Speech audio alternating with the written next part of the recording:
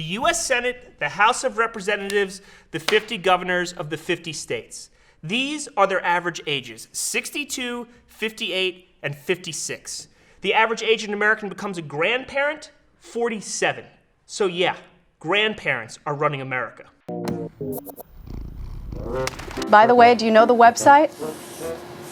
You know, I'm embarrassed. Do you know the website number? I should have it in front of me, and I don't. I asked the chair, you know what this is?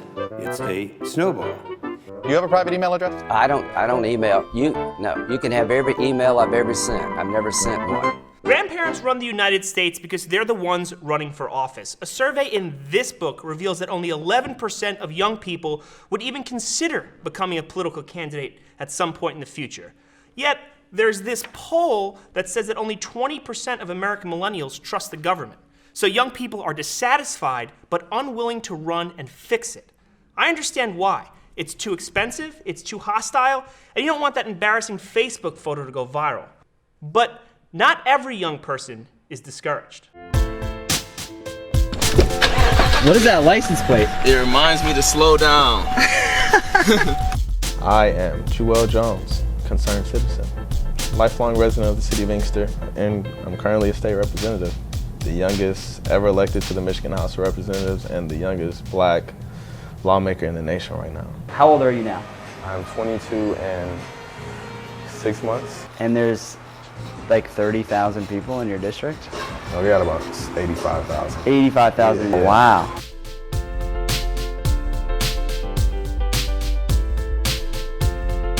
I saw on your Instagram story the other day you were leaving the state capitol and you posted a message like, Hey man, I can't even lie. It's a blessing and a privilege to work here. But we need some more of us. We need some more of us. Can you talk about that a little bit? I'm a young person. I'm the youngest one ever in Michigan. We got a few other young people got elected last year, but that's just, out of 110 representatives, it's like less than 10 and 15 of us that are like under 35. And so like we need more people there. Because if we want politics to actually work, it's about having like a representative population.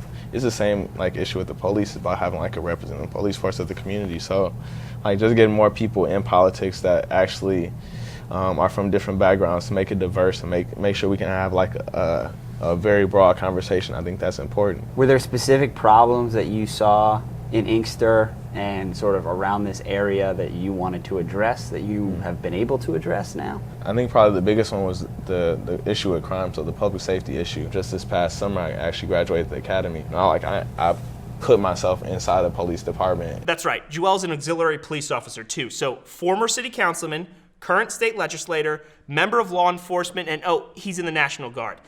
And he's got these cool t-shirts. Hashtag Holla is both a political slogan and sort of a philosophy about being supportive and engaged and excited. You recently had a chance to meet Mark Zuckerberg. What was that like? It's pretty dope. He wanted to meet to discuss civic engagement and like how we can make Facebook more, I guess, inviting for like elected officials and stuff, because you know they had like the big thing for businesses and stuff. He's like, we're still having some issues with like people who run for office and people in politics. How can we make Facebook more savvy like for you all? And so I'm just waiting like for the day to come when it's just like a whole bunch of just young people that are like ready to serve and we're running for office, you know. Start running, guys. Start running. Make your move before you're ready. That's it right there, you know. Make your move before don't get all your ducks in a row. Don't wait for all your ducks to be in a row. Just do it. That's a pretty solid piece of advice, because politics don't have to be this scary, inaccessible thing. And you don't have to be relegated to the kiddie table of democracy. I mean, really, these are the people acting like little kids. Do you like green eggs and ham? I do not like them, Sam I am. I do not like green eggs and ham. The whole concept of a representative democracy is about having a government of the people. And young people are a huge constituency in the United States. Nearly 40% of the population is under 30 years old. But not a single congressman, governor, or member of President Trump's cabinet is under 30. Not one. Now, that gap between the age of politicians and your age, that's also the gap between what you want from the government and what you get. On issue after issue, from women's rights to gun rights, from how the U.S. handles North Korea to marijuana legalization, from the national debt to immigration, The young and the old disagree. Education spending. The issues in the prison system. I think the issue is cybersecurity. Nobody cares about global warming. And most of the time, the old get their way and the young just have to deal with it. But maybe you think young people getting elected is a long shot. Well, long shots have won before. Donald Trump is not going to be president of the United States. Take it to the bank. Okay. I guarantee it. All right. So yeah, anything's possible. I'm Jack Bergeson. I am 16 currently, and I'm running to be the next governor of the state of Kansas. So that guy, that 16-year-old named Jack, he discovered a loophole in Kansas law. See, 48 of the 50 U.S. states have age requirements for candidates who want to run for governor, but the other two have none. That's Vermont and, yes, Kansas. So Jack decided to run. He does media interviews during his lunch break. What do you want to achieve, ultimately? You know, I could lose the election by 50 points and still win.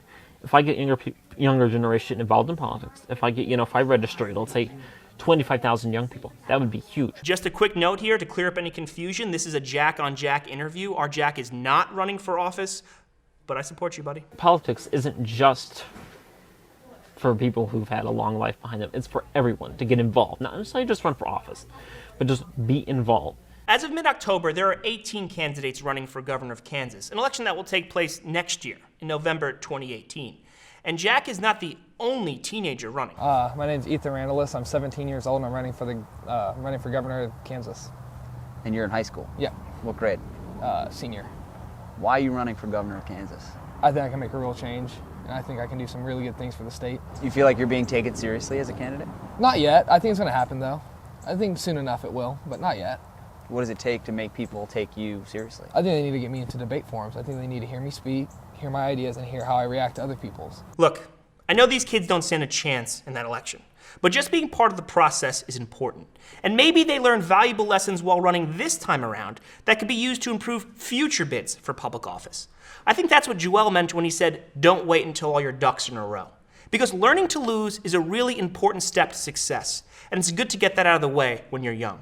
And maybe, with just a little more experience, those teens in Kansas, Jack and Ethan, will get on the same path as Jewell. Because Jewell is a rock star. If politicians were stock, he'd be a great investment.